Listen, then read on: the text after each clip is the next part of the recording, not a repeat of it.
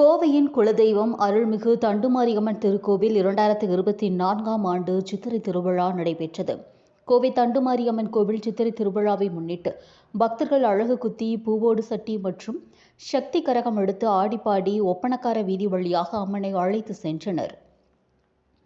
கோவையின் காவல் தெய்வம் என்று போற்றப்படும் அவிநாசி சாலையில் பிரசித்தி பெற்ற அருள்மிகு தண்டுமாரியம்மன் திருக்கோவில் உள்ளது. இந்த கோவிலில் ஆண்டுதோறும் சித்திரை திருவிழா நடைபெறுவது வழக்கம்.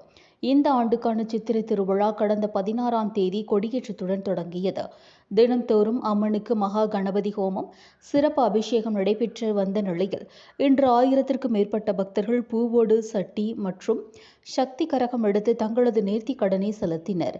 தொடர்ந்து வெள்ளி சிம்ம வாகனத்தில் அம்மன் திருவீதி உலா வந்து பக்தர்களுக்கு காட்சியளித்தார்.